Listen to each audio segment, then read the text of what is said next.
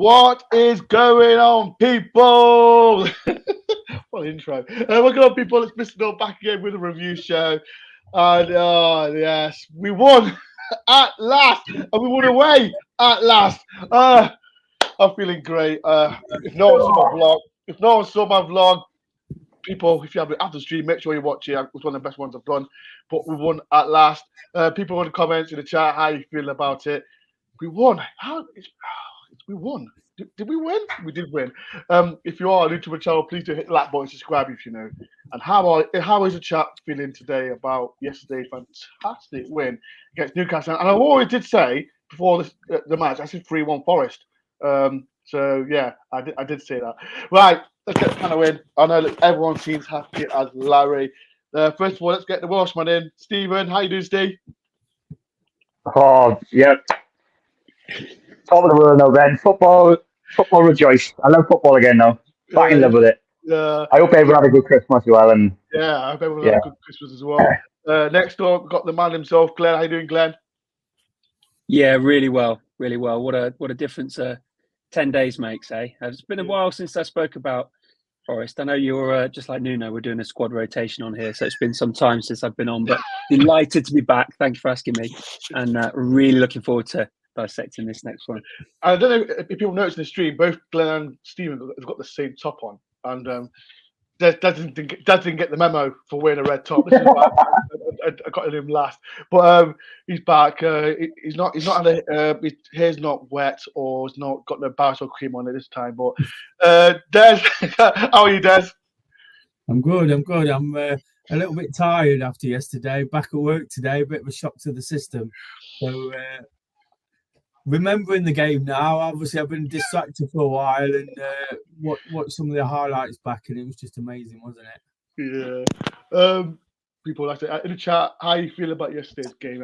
I'm buzzing. I'm still buzzing. I did an edit last night, and I've had a good sleep today, and I saw the views from my video. I appreciate everyone that who has liked my video as well. And another guest appearance from Des. Des before the game, he says to me, "Oh, you're gonna get great views." And now we won the game. Look at that smirk on his face from Des because he made a guest appearance. He thinks he's got the biggest head now.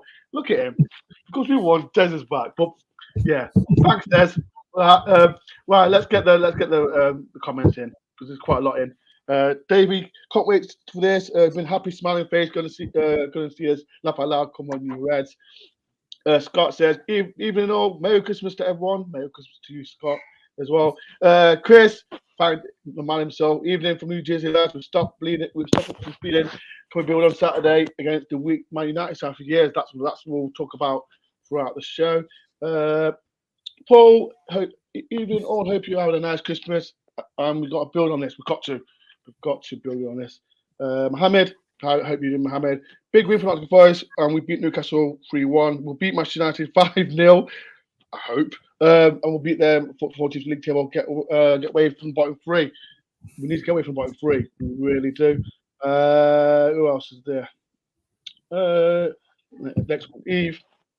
Evening, Mr. Dore. Des, Glenn, Steve, hope you're well. Feeling a bit sad. My care sister business will stop working with me, but watching the channel is cheering me up. That's like Eve. Just cheer, just smile, do some drawing. Eve, do me a favor. Can you draw Des with a massive head, please? That will do me proud, please. So if you can't, Eve, just draw Des with a massive head, but not with a voice topper though. Put like a Grinch top or something like that. Newcastle fan, yeah. Kieran, thank you for being a member for 23 months. Bloody hell. That's long. Thank you, Kieran, for being a member for 23 months. We appreciate that. Gordon, happy Christmas to all. How are you doing, Gordon? Dawn, thank you very much for all the food and sandwiches that you made yesterday. Absolutely legend. And my niece said, Ben needs to go away, Layla. Get to bed. Right. Let's start about yesterday's game.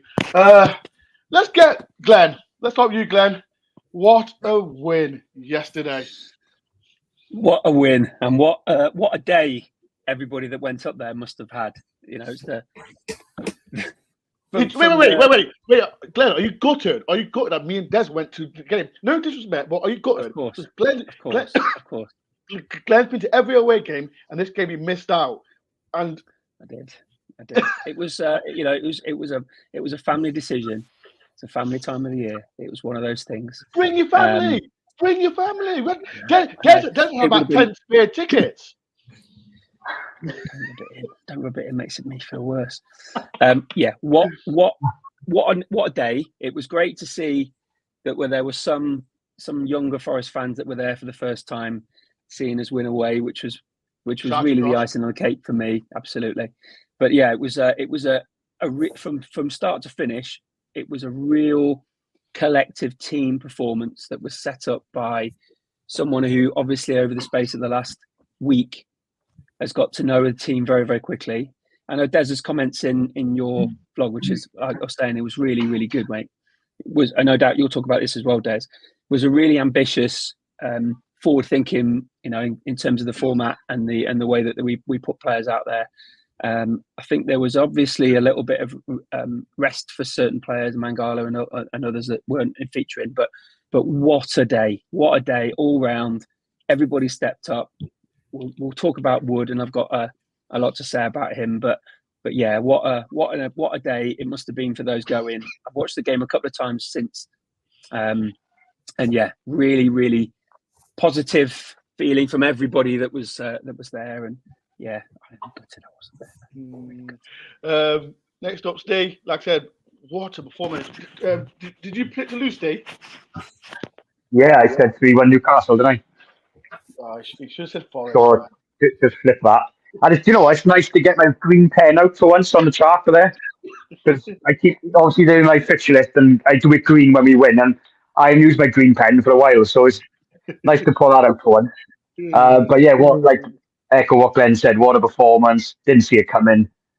I mean, we can break down the game later on, but going 1-0 down again, we've been there. Thought, here we go, floodgates may open. But it's just showing the character of the team in it. And to be fair, this Nuno is already showing tactically wise. Wow, he's got something up his sleeve, isn't he? And to go as far as saying Danny Murphy said on the match of the day last night.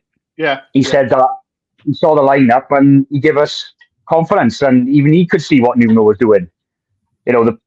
We all knew when Nuno came in, all about his counter-attacking, but to implement that in over 2 games is very impressive. He's obviously scanned what he's seen on the training ground. He's utilising Alanga and Hudson-Odoi on the break. Alanga is electric at the moment. The guy is frightening. Like, there was one instant in the second half, he was looking like a lost cause, and he just absolutely blitzed to I think it was Dan Burn may still have been on the pitch. But he terrorised Dan Burn, didn't he? Absolutely terrorised. And what was impressive then is we saw the tactics play out in front of us, didn't we? We saw what he wanted, Alanga up against Dan Burn, knowing he's not fit or he's not quick enough. And it's just all them little touches, unbelievable. Just to see that develop in front of us. It was just like, and for once, yeah, Newcastle had 1 or 2 chances when it went 3-1, but it was just nice to see the last 20 minutes we looked comfortable. And we haven't seen that for such a long time. 100%. Last but not least, the man himself, Des. Des sat next to me. If you've seen the third goal, people, did you see Des celebrate? I've never seen him run up the stairs like so fast. Yeah, that actually made me feel quite nauseous, because it actually made me feel a bit queasy. That did. I thought, oh my god, like how high is he? And he's running up the stairs. I'm celebrating. I've turned around. Also, Des is like, I'm like, that's okay. I know you're pulling down the stairs, but it was a great moment just being there, and just what a performance, Des. Absolutely, that moment where I was running down the stairs gave me a bit of an headache. I had to stand still for a few minutes. No, it was brilliant, wasn't it? And I think it was just the way it all transpired. I think there were patches. Let's add a bit of realism into it. There was patches in the first half where I was extremely frustrated at what I was seeing. I felt Forest played really well for a while. I felt they created chances in the first half without playing particularly well. But then in the second half, I don't want to say I told you so, but to some degree, I kept saying, didn't I? We've got to get that ball in those channels. We've got to get the ball in the channels. I said it from the first minute. You did. Second half, kicking down the hill, what not many people know about the Gallagate. That's the reason they kick that way all the time. It's quite a deep slope. So what we had to do, bearing in mind Elanga and Hudson-Odoi was having some success in the first half, was make sure we got them turning, running back. Byrne and Trippier, who are normally wing backs, had to play wide centre backs, and I felt that we could exploit the fact that they're normally there to attacking threats. They're normally used more as an attacking threat than a defensive, especially at St James's. So the more we could get wide and down those sides, and I think that's where Danny Murphy was coming from on Match of the Day, is we was going to exploit it. And we absolutely did that, didn't we? From those wide areas, getting them turning, and in the second half, it was a case of getting the ball out wide. It was just brilliant because again, it just felt like a real performance. You know, we controlled that second half. We absolutely annihilated them. That was the word I used on my little sum up on my vlog.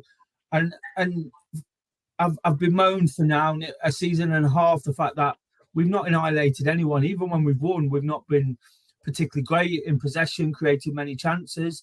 And in the second half yesterday, you know, despite some old bad habits in the first half, we just took the game to them, you know, went for the throat.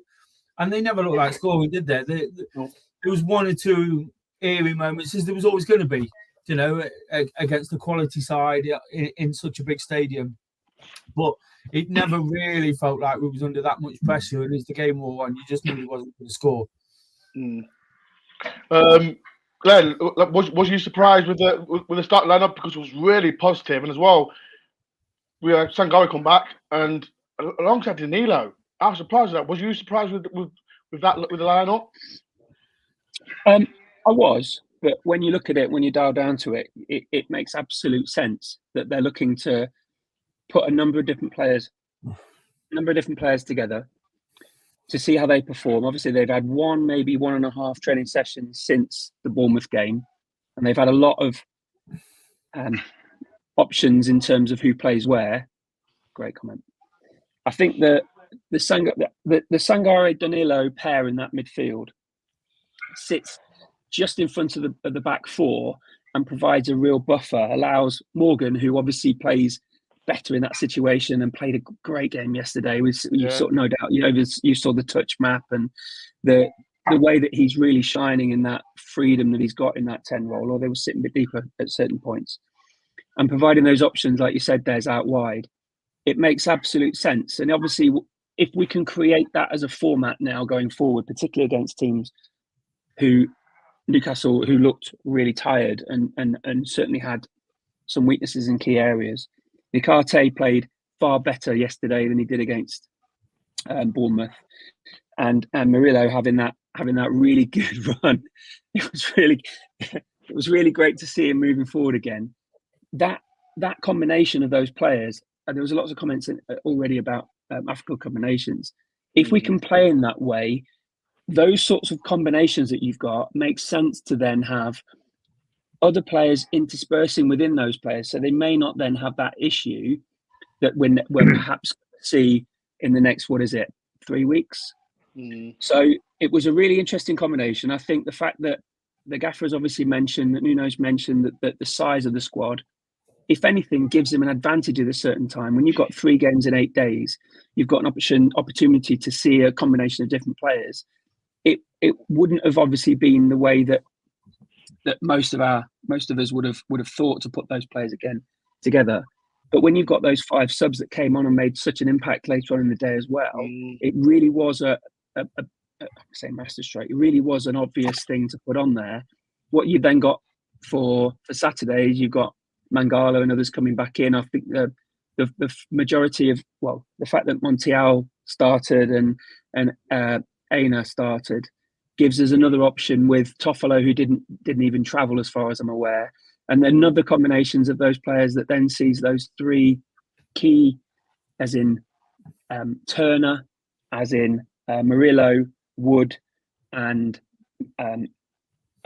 Wood, Elanga, and Morgan Gibbs-White being the 5 that have continued to play throughout, and then you just spread the rest in. I think it makes perfect sense to bring those players back in, and it's fantastic that they're giving those players that are coming back from injury an opportunity for a run out. I think Montiel certainly offered a little bit more on that far side. The side that we've offered had a bit more danger in from crosses. It was a really good under the ball and heading well. So yeah, it was, to answer your question, yes, I was surprised when I saw it. But absolutely, when you see the way that it was set out, I've got it here. When you see it was the way set out, it makes absolute. He's the tactician. He's got it out. He's got it out. Yeah. Well, the interesting thing for me was this one here. You'd find offence with this. Nico Williams, is he English? You know what? I spotted that straight away. You know, it was funny. Nico put it on. I think he tweeted it about Amazon. Yeah, he did. About him saying it. Them saying it about the English thing. So yeah, it means for the game against Man U on Saturday, they may well keep some of those. They may well bring Montiel out and bring Williams in, and Aina out and bring Toffolo in, and I think that would be an equally good option with perhaps Mangala in for Danilo, and you've got Danilo coming on later. It shows that there's a core of players that are still maintaining those high standards that they want to show. Whenever you get a new gaffer in, you always want to show, especially when he's mentioning under his breath how large the squad is. You always want to have a bit of a go for it, don't you? And yeah, I'm not surprised the way they played.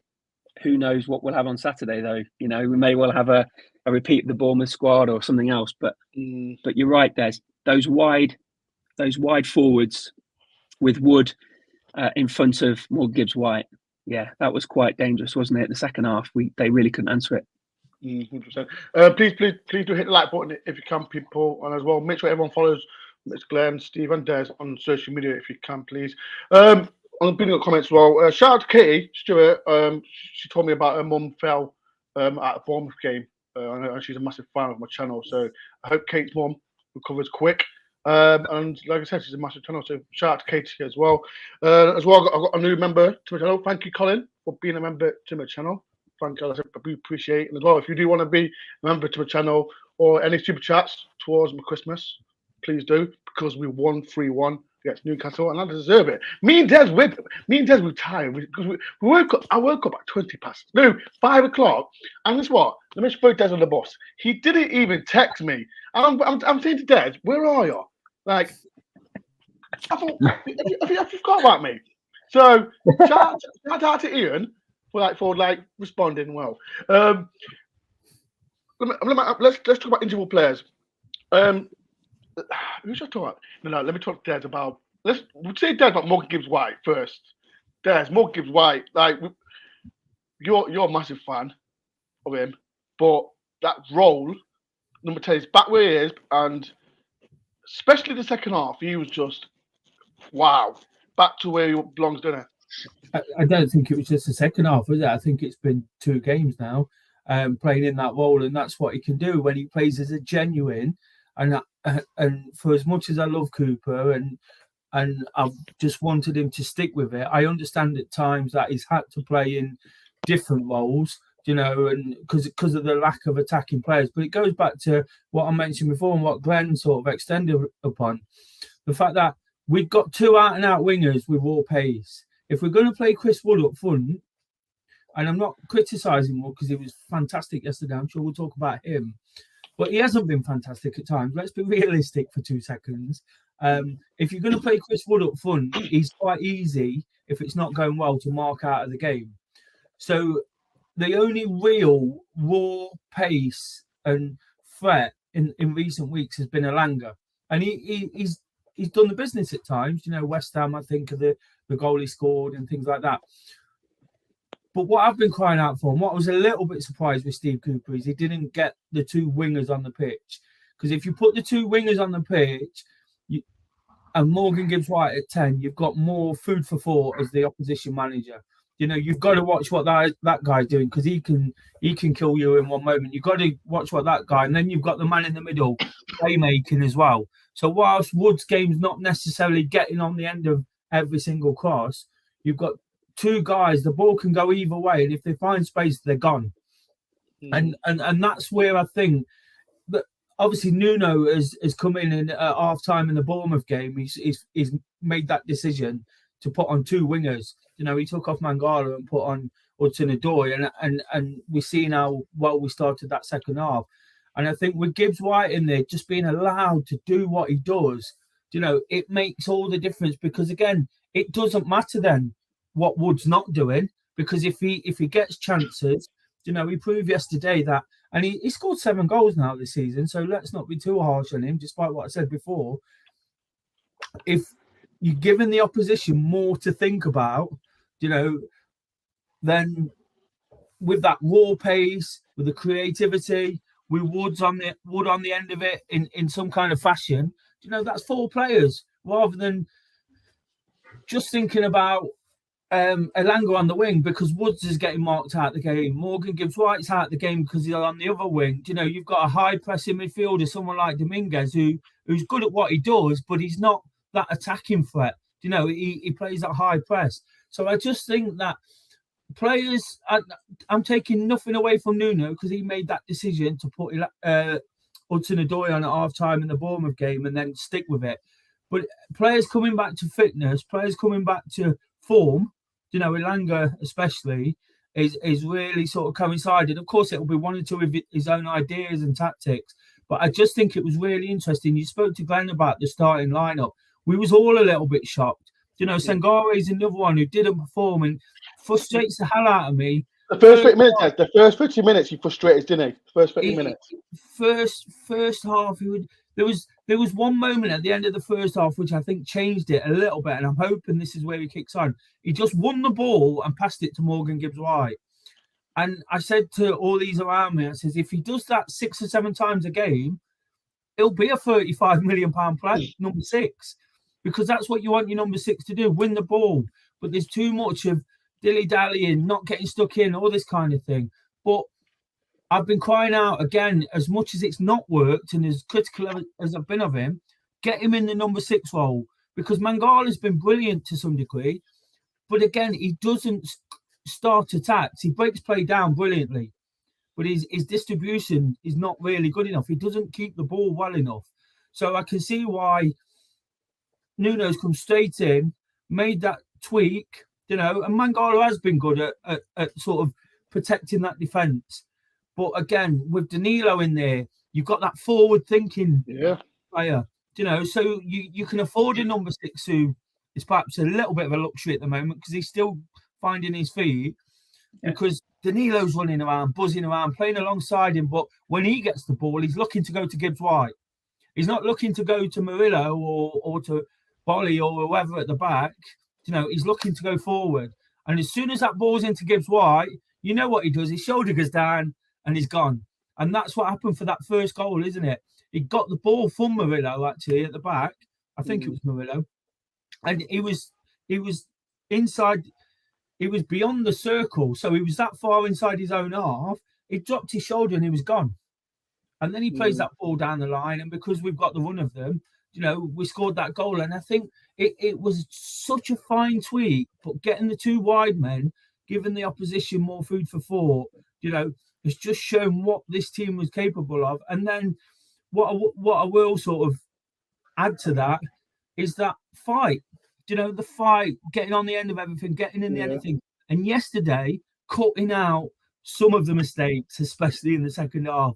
There was some there in the first, some naivety, but really fighting in the end, getting in front of everything. There was a block by Niakate, which they screamed for a penalty for. It was incredible, really. He just literally just threw his whole body across it. And I think that's the fight I've been crying out for in the last couple of games. So you add that fight to a bit of a tweak in tactics and mindset and the new manager thing. We saw from that, I'm not saying it ends here, because what we saw as that game wore on was confidence built massively. And we spoke about Montiel. We spoke about Aina. Their confidence just went up a notch. Elanga was beating his men. Hudson-Odoi was going at his men. Gibbs-White was doing all the things he does. Look at Woods' confidence. And I think that's what happens then. As soon as you get onto that little bit of a roll, and then the players can show the real quality rather than those sort of defensive, worrying tactics that were there before. I'm sorry, I'm going to go through some more comments I just want to go for. Before we do, I want to say happy birthday to Simon Tebbs. Up the Sturkey. I don't know why he keeps saying that. Happy birthday, Tebbs. I hope you like the picture that I made for you on your Facebook page. But happy birthday, happy 21st, or whatever you are, age you are. Another one, I'm gonna ask a question. You boys slammed me when I said Cooper was championship manager and he should be gone. Do you all agree now? Graham, I didn't slam you. I just said he's not a championship manager. We'll see what job he gets next. Then, Graham, maybe that we'll talk then. But I didn't really attack you that much. Now we've got to talk about him. I know Des spoke about him. The mighty Chris Wood, Woodinho. People in the chat, right? Let me right. You can look for the receipts. I've never criticised Chris Wood. I said you've got to play Chris Wood to his strengths, and we did. We can blame that or Cooper played him in the wrong position, blah blah blah. But people in the comments, did you slag off Chris Wood? Stephen, how good was Chris Wood yesterday? Well, the actor gives it away, really, isn't it? You know, I think he could have had more. I really do. I think I agree with you, Ben. I said it from day one with Chris Wood. You've got to play into his strengths. In the beginning, he did struggle, and including me, I've criticised him. I never really slaughtered him, but I just felt he never fitted the mould. But as it shows now, Nuno is going to get the best out of him. And like there's a touched on, the two wide men. That's key. If you have an out-and-out striker like Chris Wood, you need wide men. End of. And I think with Alanga and Hudson-Odoi now, two out-and-out wide men, Wood is lapping it up. But can I just ask you guys, have you seen the interview by Chris Wood yet online? I've seen the bits of it. But if you watch the full extent of it, Glenn, have you seen it? Des? Which one? The one he did with BBC? It's on the Forest YouTube channel. It's about a 5-minute interview. Now, there's a couple of interesting things he says in that, right? Which made my eyebrows go up a bit. Now, again, nothing against Cooper again. I agree with you, lads. Cooper is always be a legend. But Chris Wood said something in that interview which got me thinking. He said, we've been allowed to express ourselves now. And for me, that sounds like under the Cooper regime, maybe someone like Chris Wood was held back. Which way he was playing, we can dissect that, which we have done before. But there's a couple of things he said in that interview, which to me feels Chris Wood he knew in himself he wasn't being used right. Now, yesterday, like he was unlucky as well. Langa should have squared it to him the first time. Yeah, he should have. I'm telling you straight, if we had gone in 1-0 down half time, Alanga would have been absolutely slaughtered for that. Because that's just glaring. You got to square that. But then he made up for it with obviously the second time round. He learned his lesson. But for me, well, it just I don't think he was that mobile to do them step overs and take around players like that anymore. I think that was Chris Wood of 5 years ago when he was playing for Leeds or Leicester. But he's just outstanding, wasn't he, Ben? He was just like everything just went for him, and it was nice as well after the game. The players, getting around him, and I don't know if you boys saw from that high up, the players got around him. Gibbs White made a point of going over the ball, giving him the ball. We've seen them photos of him in the dressing room. Nuno as well at the forefront, getting the players around him. And already I can see that Nuno is very player-based in the sense of getting players together. And we've seen clips as well of his Wolves day. I've seen many clips where he gets the Wolves squad together in a circle. So already he's bringing, it's nice to see like players like Sangare and them players with a big smile on their face as well, all the people in recently saying is his heart in it. And we can break down his performance as well. I thought he had a better end of the first half. I agree with Des. There was a couple of instances in that first half. I thought, oh my God, but as the game grew, and then Chris Wood just came to his own. And what about that ball from Murillo from the back? And Newcastle defence was shocking, by the way. I thought they were suspect anyway. I was watching with my dad. Des said that, didn't he, Des? Yeah. Really suspect, yeah. Now, my dad's a Newcastle fan, right? And we were watching it together, and he said, every time Forest go forward now in the second half, we just like scoring. And we just look so dead. And like I said, Wood could have had a few more. He was unlucky. And there was one chance, wasn't it, that it showed that we were getting behind them and causing havoc. Because if you guys remember that time where Gibbs White, he took it wide, he clipped it over a few defenders ahead, and Langer could have scored. And it was something weird in that instant that Almiron almost scored an own goal, which is kind of weird. And a very passage of play that was. But if we had come away winning 6-1 in that game, would have been surprised. Yeah, okay, the scoreline, but looking at the game as a whole, if we'd won 6-1, it wouldn't have flattered us because, like Des said, we absolutely tore them to shreds in the second half, and they just couldn't handle Chris Wood, Alanga, and Hudson-Odoi. And Eddie Howe gave us a big thumbs up as well in the fact that he said about our transition from defence to attack, they just couldn't handle it. And it's nice to have that compliment from a manager, which in recent weeks we haven't been playing well enough anyway to have any compliments. But it's just nice to hear that as well. That even he's probably seeing in his Eddie Howe was watching in front of him what was happening. He just couldn't do nothing about it. It was just great to see, and I'm glad for Chris Wood anyway. Come back to the main point. I'm just happy that he's on 7 goals now, which Taiwo scored last year, 11, 12 was it? Yeah. And Chris Wood could easily get another 6 goals. We've been double figures. Who would have thought that beginning of the season? Like, you know what I mean? It just turns like that. Football can just turn, Yeah, I'm not in any way. I'm disagreeing with what you were saying about Elanga's shot instead of the cross to Wood, but Wood's goal in the end of the first half was because Elanga brought in Byrne and Cher and Botman and allowed that cross to come across. The fact that he shot that identical situation in the first half, Botman sat with him rather than marking a cross, and that tap-in happened. You could argue, had Elanga crossed for Wood first of all, maybe he might not have got the same sort of goals in the second half because of the freedom that he got from there. Who knows? But I'm not disagreeing with you at all there. But it was the goal at the end of the first half that Wood scored was directly as a result of Elanga shooting earlier from identical situation and then just coming across and adding an extra man on there, obviously opening that gap in the middle just for that tap in on the edge of the 6-yard box. Can I just say for Wood as well? Sorry, Des, just one quick one about Wood. Final thing about Wood. It shows as well he's quite an old school striker as well, and you've got to play to his strengths because off the ball, his movement is good, mind. He's got, I know he's a striker, but he has got the mind of an out-and-out striker because if you go all the way back to that goal last year against Man City, right? If you watch his movement in that goal, he made this space for himself for the back post.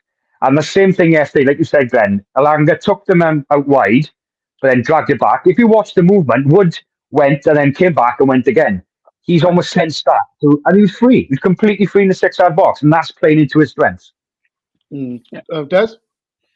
I was just going to say, I think I totally take Steve's point about Wood and the role he's playing, but let's not forget too much, and I'm not just defending Cooper on this. Wood, those 2 goals come off the left-hand side, so perhaps there was something in there. And if you look at the teams we've beaten this year, Chelsea, Aston Villa, and Newcastle, they play a high line. That's why the 2 wingers and what I was saying is so crucial to get those balls in behind them because they're playing such a high line. What is allowing Wood to play is the fact that the 2 wingers occupy defenders, especially defenders that play high up the pitch and when they play with 3 at the back. We dominated the Villa game. We dominated the second half yesterday. We beat Chelsea. It wasn't quite as dominant. But those are the type of teams that this squad is, when players are fit, whether it's Taiwo or Wood up front, this squad is capable of beating. So again, yes, I'm really impressed with Nuno. I love what happened yesterday. But I don't think we should make too much of it just yet. It was a brilliant performance. But again, you look at little things, and there were little things in what Cooper were doing that, and Nuno's admitted this himself. He said all he's done is taking it on so far, taking on what Cooper were doing. So again, I'm not defending Stevie Cooper on this because we are moving forward. But I just think there's little things that have always been there. And as football fans, we're quick to everyone saying Montiel's a World Cup winner all of a sudden after saying it was rubbish last week. But again, if you look at why you were good, because I said to you, Dor, like Montiel, he's a better defender than Nico Williams. With Newcastle's wingers, we needed a better defender than Nico Williams. Nico's been brilliant up and down that line for the last few weeks. fighting tooth and nail for everything. But Montiel is a more solid defender. He played well. Anthony Gordon, I said, was absolutely brilliant first half, yet Montiel played well marking him. And I think you've just got to remember that there's a bit of realism in this, and football changes very quickly.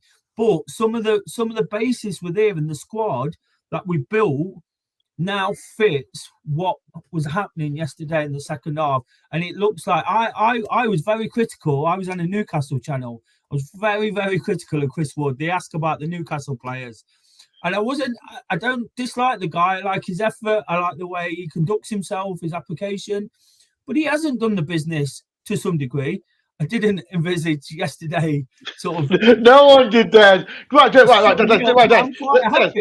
I'm quite happy to be shut up by it. But at the end of the day, I think this has been coming. It was about getting certain players on the pitch, and with Tyro on the pitch yesterday, it could have been 6 or 8-1, because he would have ragged Botman all over the place. And again, what yesterday allowed was players to express themselves, and hopefully, as Steve said, they feel, even if it's just a feeling they're getting from Nuno, that they're allowed to do that. Then what happens then is the confidence builds, as I mentioned before, when they take it forward and they start feeling like they can compete. 100%. Please, if you can do a massive favour, please do hit the like button if you can. Glenn, last you said, Des mentioned about Montiel right back, a straight right back, and both Newcastle and Mourinho. I'm not a fan of 2 left centre backs. I think when we got, the first half an hour when we was trying to play short, and sometimes it would mess us up. But off now, was you happy with the back line, and would you go forward with it? Yeah, I was, and I was surprised actually. Obviously, hearing what I hear about Nuno and his preferred 3 with wing backs, the fact that we've had that so much relatively successfully this season so far, how they've not had that in. Arguably, the Bolly situation has perhaps put a spanner in the works for that. And answering Adam's comment earlier on, we can't appeal a second yellow card that causes a red card, only a straight red. Had he been sent off straight away, we could have done. But because it was a second yellow, which caused the red, it wasn't. But obviously, it was given that you can't appeal a second yellow for a red card. So we're without him for 1 more game, maybe 2. So yeah, I'm far more confident with the way that they played yesterday, and Des absolutely spot on. Nico, we've always talked about this on this channel, is a fantastic young defender, but defends is a wing back and plays better in that situation with a back 3 behind him than part of a 4. Although he played very well at Bournemouth, I thought. The way that they play going forward obviously will change game by game and fixture by fixture and opponent by opponent. Home or away will obviously have a factor too. But no, I'm delighted that Montiel played, what was it, 60 minutes, 50 minutes, 60 minutes, something like that yesterday, and certainly seemed to be coming back to the sort of form that we saw before he got injured earlier in the season. So that's really, really a positive. The way that we played, like I alluded to earlier in the stream, Nikate certainly had a better game back there yesterday. He certainly was a lot more attacking, a lot more with his back to goal, playing towards the ball. Seemed very flat-footed for 1 or 2 of the goals that we conceded against Bournemouth, and didn't really feature too much in putting pressure on particularly the crosses coming in from that wide right over to the headers. So certainly in that respect, Montiel and him having a massive impact on that yesterday, he certainly put confidence in the defence, and that's what I saw as a TV watching fan. It was really interesting actually. The commentator was saying to, I don't know who the colour man, the co-host was, do you think it's a matter of Newcastle just having Forest having damage limitation, as if we were going to lose heavily? And then the confidence sort of grew. I know you were talking to Des and Dave in the stands the first 15-20 minutes, or you seemed to be very confident and very happy with the way we were playing. I thought the defence were anxious and certainly came into the game, and certainly as we, with the exception of the penalty, by the end of the first half and that equaliser, certainly seemed to be rising in that, and certainly seemed to be another foot taller almost. Seemed to be a lot more for it. So in that respect, I'm not surprised that we played wing backs, and delighted that Aina, who I still mispronounce his name. He's not Aina. And Montiel. And Montiel. Sorry, Ben. Go on. That's why Newcastle's tactics played into Forest hands, because they Trippier and Byrne couldn't bomb on, as you see them do. So our defensive fullbacks could defend their wingers, right. and then we could still use our wingers to be really effective. Behind them. Because what happened in the first half, and it would have absolutely played into Newcastle's hands, we had nothing in the midfield. So Newcastle normally would get that ball out wide. They'd do overlaps, Gordon and Byrne, and on the other side, they'd be up and down, and they'd be all over teams. You see it week on week, pummeling crosses into the middle, 1-2s, that kind of thing. But what they were forced to do was play through the middle, because they didn't have those players pushing on. When the ball went to Gordon, he went off on a run and ran down a blind alley or played his ball out or whatever. But it was too easy for Newcastle in the first half, because the only way they could play, because their fullbacks weren't bombing on, was through the middle. Forest should have been forcing the ball out wide more, and that's where the penalty comes from. And I was saying it all game, and I heard it on Match of the Day last night. Martin Fisher said, the commentator on Match of the Day, he said Newcastle playing it too easy through the middle, because Sangare and Danilo found it was taking them time to find the feet in there, and it was putting a lot of pressure on the back. And ultimately, whether it's a penalty or not, we gave away a penalty just by Newcastle being able to play the ball straight through the middle of the pitch. And that was my frustration. As soon as they sort of combated that, and tightened up in there a little bit and utilised the wingers, it was a completely different game. And that's why I think the tweak at half time, it was striking to see from someone like myself who kind of looks into it that way. I think that tweak made all the difference, because it was that middle and tightening up in there, and players, defensive-minded players doing defensive jobs, that really helped Forest. And I think over the past couple of weeks, you've got Toffolo and Nico, who are not the quickest, and not the most defensive. But making that tweak yesterday with those players, I know a bit quicker, Montiel a bit more savvy, and then holding firm, as you said, been shouting out for weeks and weeks, hold firm till half time on my vlog. If we can hang in there, that's all I keep saying. And we did hang in there to some degree, because we managed to nick that one before half time. So we're starting the game afresh again. And I think that's all it's taken for a bit of confidence and quality to come out, if you see what I mean. Yeah, 100%.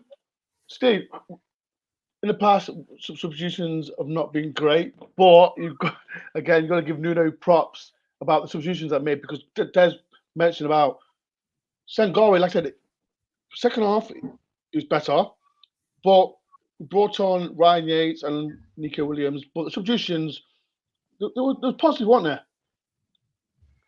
Yeah, I think already I'm just hoping it's not like I think someone said in the comments earlier, honeymoon period, which I know new managers, you get that, but I'm hoping this is a thing of a sign of things to come in Nuno, and the fact that his subs have been quite impressive so far. Even the Bournemouth game, like we touched on earlier, bringing Hudson-Odoi on for the second half.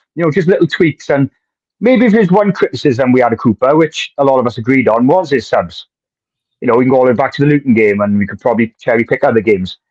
But I think already in the two games, and like I said, I'm just hoping it's a sign of things to come. Nuno, he's showing that he's studying the game, what's happening in front of him. And just to pick up what Des said, I will echo what Des said. It was very, very sensible options he picked as well. The Montiel right back up against Gordon. Now, I love Nico Williams, but I think I agree with you. He's better than a 3-5-2. As a wing back. I think him being there, Montiel yesterday, well, I thought had a very good game myself. Outside of Wood, I thought he was very impressive for me. He had a very good game. Aina, I think Aina was more disciplined yesterday, but again, he had Hudson-Odoi to express himself in front of him. He felt he didn't have to bust the gut to break forward. He was very disciplined. But like you said, Ben, he brought on then later on Rick Kwate and Help me out here. Joe Worrell, Dominguez. Joe Worrell, and Joe Worrell for his cameo. Dominguez was the third one in the second group. Yes, that's right. Yeah, and even Dominguez made himself a nuisance, which we know he can. So each sub has affected certain parts of the pitch, and he's just not making subs for the sake of it. He's not trying to play players just for the sake of it. It's a lot of thinking goes into his subs, and just our first game against Bournemouth, bringing Hudson-Odoi on, for the second half, very forward thinking, and going to just pick up a few what the lads have said as well about the forward thinking side of the game. What impressed me yesterday was, for the first time in a long time, we passed the ball forward to break the lines. Now, probably the best pass that Sangari's done in a Forest shirt so far was straight on the second half, from the kickoff, straight out to Alanga. Now, that ball, from where you guys up in the stand, if you watch that pass, that was a very good pass out wide. It was a bend to it. It was pace. Give Alanga enough time to control it, take on Burn again from the first minute. When's the last time we did that straight off the off? We haven't attacked the team like that, and just pick up. I'll say Billy Davis. Billy Davis used to do that, but I can't remember the last time Forest had been so quick off the traps, and it was just that. It's just again that initial pass forward, that thrust forward, and there was a few times Murillo broke the lines. I think Dalilo broke the lines a few times. It's just that forward. Again, Alanga picked the ball up through the middle and then straight down the side inside Chandler Woods to set up the goal. It's all forward thinking, and already looks like Nuno, is already implementing our first train of thought is to get the ball forward. And like Des said earlier, if Sangare and these midfielders start bringing that in to the likes of Gibbs White and Alanga and Hudson-Odoi, who can go forward and play with freedom, because that's why I'm bringing back that point about what Wood said about the freedom to play, is maybe now they've just given that sense of, yes, he's forward. And Gibbs White he's back to his best now, and he was loving that second half yesterday. That was the Gibbs White we know. And it wasn't a case of trying too hard, trying to force it. It was just coming off. And every time he touched the ball, he was creating something, he was doing something, holding the ball up, playing it off. We just felt so in control. It was good to see players coming back. My first point about Montel coming into the team, and he hadn't been out of the team. 100%. So yeah, 100% that. It was quite an impressive performance by these players like Montel, who haven't played in such a long time. Des, you want to say something? I think the point, Steve's spot on there, because it goes back to what I said about Danilo at the start and Sangare playing as number 6. I just said I'm really, really frustrated in the first half that they were getting overrun and letting them play through the middle. But when we're in possession, that's where they have to play. You made a point about the subs. The subs was all perfect, because what he did, I think back to the Cafu days, he brought on finishers. He brought on guys for a winning position. I said, once we'd got in that winning position, Ryan Yates needs to come on for Sangare. Yeah, he did. Because Ryan Yates will get about, Ryan Yates will crunch into people. But when you're not winning football matches, as much as Sangare isn't doing, he is looking to go forward. He has got a crisp pass in him when it comes off. He's not doing it enough. He's not contributing enough into these attacks at the moment. But with Mangala, he gives the ball away just after he's won it. He wins the ball brilliantly, and he gives it away. And Ryan Yates, when he's in a midfield role, he plays with a lot of time with his back to the opposition's goal. Whereas Danilo is facing the opposition's goal. Even he's buzzing around, he's winning the ball back, he's picking it up from the centre backs and Sangare and whoever, and playing it into Gibbs White. So again, the subs were perfect because we was in the perfect position to make the subs. People like Dominguez, when you think of his game, you're 3-1 up. You want that guy buzzing at the top of the midfield. If one of your wingers is out on his arse like Hudson-Odoi was, to be honest. So it was almost like the perfect storm in the way the game went, which is allowing players to build into confidence. So yes, the subs are spot on, but it's because we got into that winning position, and it just shows when we hit the formula that, and I've been bemoaning it because I've been questioning commitment and getting behind the previous manager, but it shows when they hit that winning formula, there is a nucleus of a good squad there. And if you're getting more out of those two in midfield who are superstars, you know, Danilo and Sangare, who are supposed to be our superstars, you know, you're going to get a lot more of this kind of football and a lot more excitement. 100%. There's one player that I want to mention as well, and like he's been getting so much stick, and it's good to see Joe Worrell come on for the last 5 minutes, and that he cleared it off the line as well. Another important part. People in the chat, how do you think about Joe Worrell coming on? And Glenn, what was your thoughts on like I said, last time he come on was Luton, but he come on, but much better coming on. Yeah, I've read some of the comments about him in the comments. Actually, I think it's one or two fearing that there might have been a repeat of the Luton substitution with minutes to go, holding on. You're absolutely right. There were a couple of headers in there, that particularly one that he just spooned back into a position where we could get the ball back again, was really the missing link in terms of the leader back in there. It was really obvious that when he came on, he was very vocal. He was in the right position at the right time, doing exactly the right thing, took his opportunities. Just what you want any finisher to do, any player that's coming on. You want them to hit the ground running and not be off phased or not off the pace, or hit the ground, as you said. So just reading Adam's comment. No, I was delighted to see him on the bench, and really it was an obvious decision to make with a few minutes to go when you bring on players like that. But he cleared. You're absolutely right. He made a difference in that. And had it been a different Worrell coming on, you worry that might be a similar sort of situation as the Luton. I think consistency is going to be the thing that he builds back into his game as he comes on and features a lot more. I don't think he's a starter. I don't think he's in a position to be that yet. I think we've still got those others. But like I was saying earlier on, the players that Nuno's obviously seeing and seeing as replacements, or even half of a game, 60 minutes of a game that we need to cover for a player that might be going off to the AFCON. We're looking for those sorts of players to be stepping in, and they're coming right at the right time. So they're getting themselves in the mix. And while the team is bloated as it is, and no doubt there'll be players that go, I've seen some of the comments, it may even be Worrell goes out on loan or is sold in January. The more that they are playing and making an impact like that, the more they're very welcome in our squad, regardless of how many more that the Nuno would ordinarily want to have in the group that he has. And I'm hearing he likes a group of about 22, 23. So there's many more than that are featuring. Right, he likes a smaller squad to work with. So that might well be a situation that is dealt with in the summer for some, but certainly no. That was in terms of Worrell. Delighted to see him back. And he made an impact immediately as soon as he came on. Certainly giving us that edge and that 2-goal buffer that we ended with. So delighted. Before we do go, people, I always say we'll pick one man of the match, but I'm going to say three players that stuck out for me yesterday. So if I said one, it would have been just Chris Wood, because I want to say Chris Wood myself. So what I want to say, people, who's your three players that really stood out for you yesterday? I know, like, we can do loads of it. Like, we can say all 11 players, but in the chat as well, name three players that really stood out for you yesterday.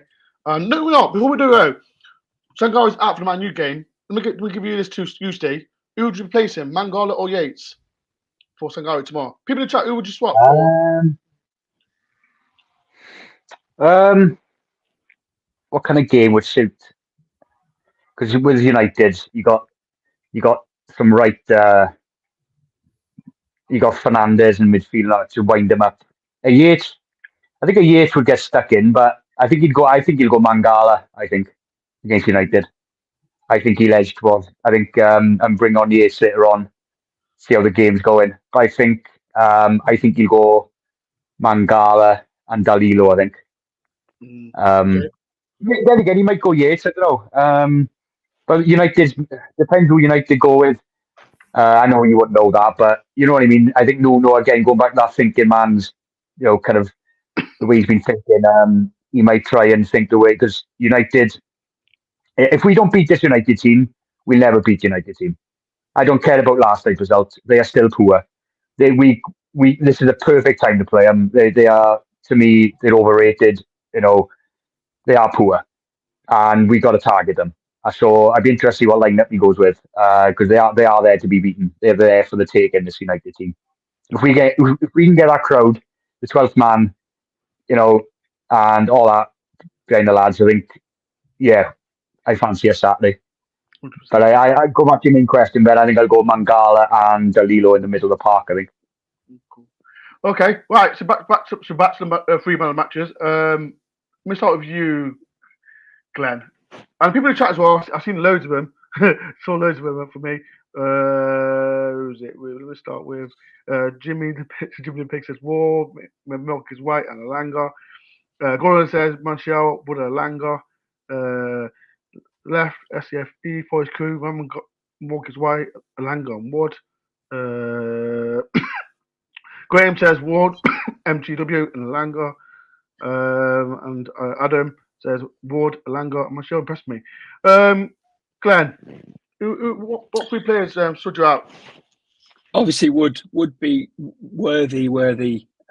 That's why I said 3. This is why I said 3. So for me, I'm not even going to mention Wood because I'm going to say he's obviously the one. But for me, Murillo for supplying that lovely floated pass for the second goal and actually blocking a shot that Turner may or may not have saved in the first half that kept us down to 1-1. Morgan Gibbs-White because he's stepping up and providing so much more, and Alanga for his pace and what he offered in terms of assists and just scaring them to death down that right hand flank. So those 3 would obviously Murillo, Morgan Gibbs-White, and Alanga. Steve? Yeah, again, Wood is too obvious, so I'm not going to include Wood. Montel, Alanga, and I was between Gibbs-White and Murillo. I think I'll go Gibbs-White. Murillo had a good game. And then, like we said about the Bournemouth game, that game suited him more yesterday because the ball was on the deck than it was in the air, more than in the air, because Newcastle play on the deck. So it's showing that, like we said, Ben, after the Bournemouth game, he can't head the ball as good as he is with his feet. So I think that's why that game yesterday, he's come up the back, he's intercepting passes, he read the game better because the ball was on the deck more than it was in the air. So he was good. But yeah, I think Montel, Alanga, and Gibbs-White for me. They were the 3. Des, what was yours? I know. You know what? I'm about to say Des was my man of the match for his celebration for the 3rd goal.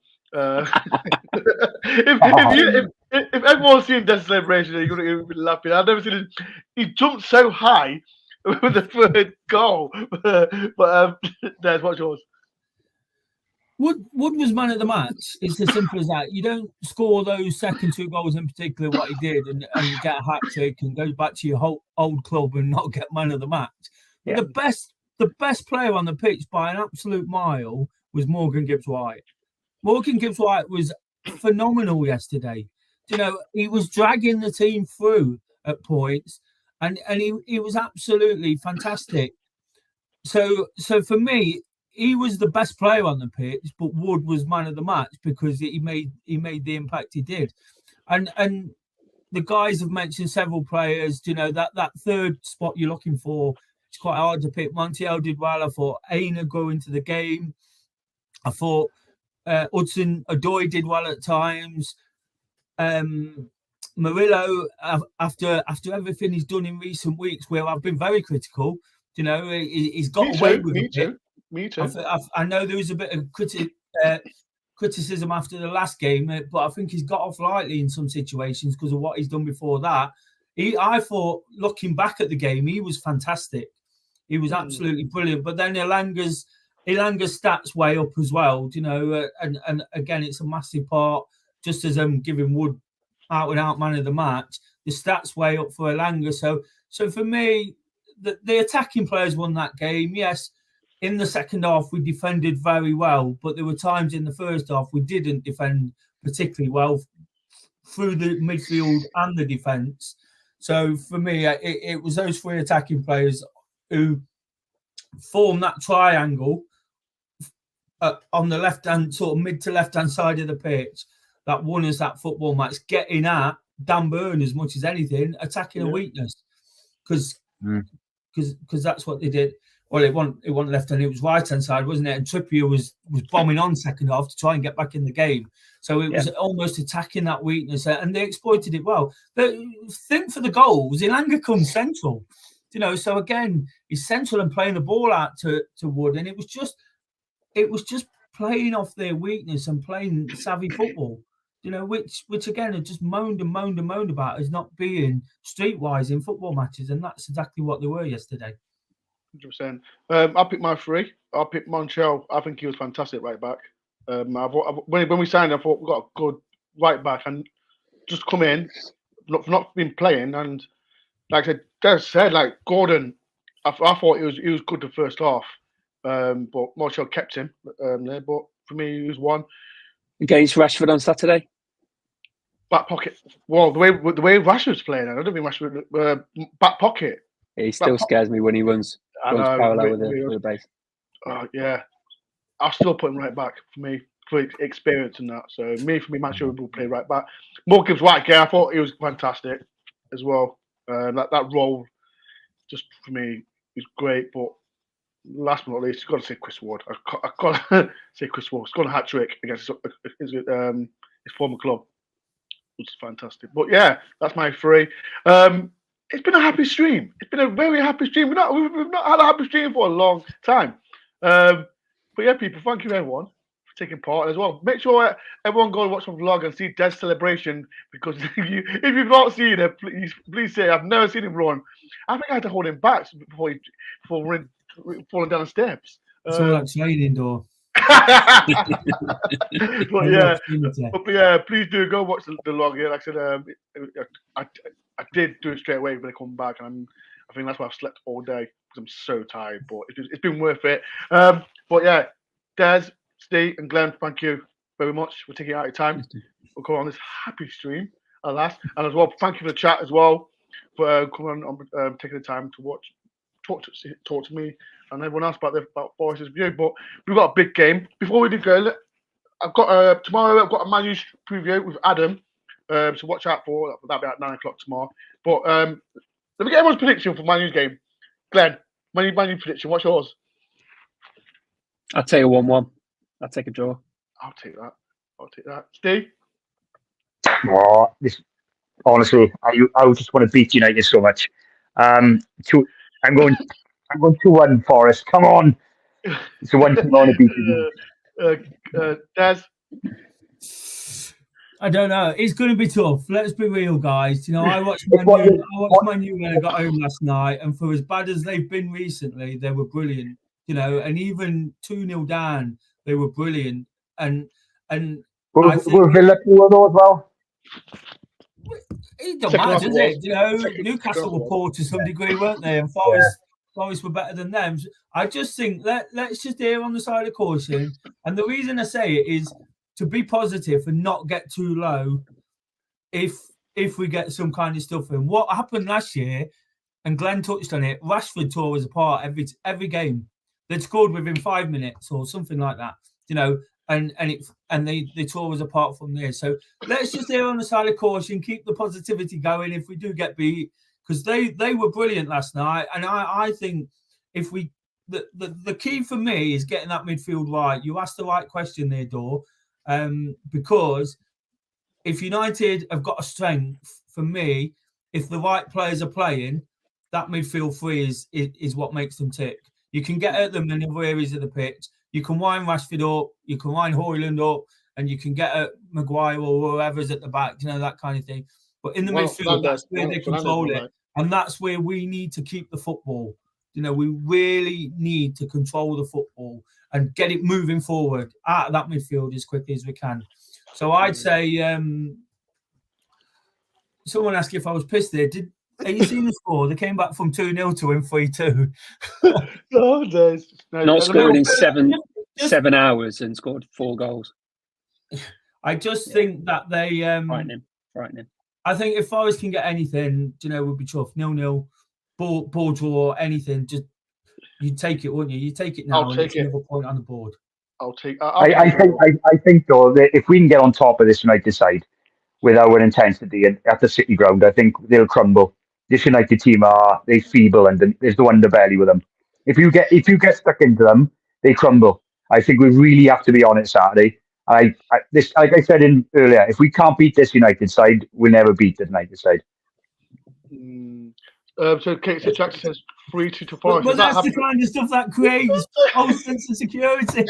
Yeah, it is, Des, because you know why? United are type of side who could turn up Saturday, play poor, and still beat us. That's the thing. They can make a 1-0 win. You know what? I don't care. Clip this. I'm saying Forest win 4-0. Can I just say one thing, though? It's an interesting game in a couple of weeks. Well, after United, I know we got the FA Cup on a break, but the way Brentford are going, mind, in a couple of weeks, that's going to be a cruncher because they're still losing to Wolves as we speak, I think, at home. 3-1. And that's kind of where we're going to with it, Steve. Let's look at that sort of game and think, if we play like that against Newcastle and we do well, that of course I want us to beat Man U, and it is a crap Man U team. It's been the crappiest Man U team forever, it seems. But they played well yesterday, and I think let's not get carried away because it's still, if we win, we'll be even more excited than we were yesterday. Because of the nature of the opposition. But let's not get too down if it don't quite happen, because there's still a massive gulf. And 9 times out of 10, Newcastle beat Forest at St James's Park, and we're not going into this game with much confidence. So it's just about just a sense of realism.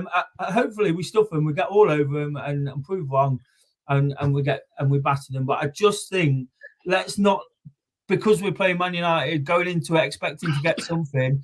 Let's not let that positivity drop, because we got Brentford next. We got Brentford, and that becomes like a game we can target. Because we can suck them back. Yeah, we can suck them into it. Yeah. I think like the latest scores, if no one knows. Brentford are losing 3-1. Everton are winning 1-0.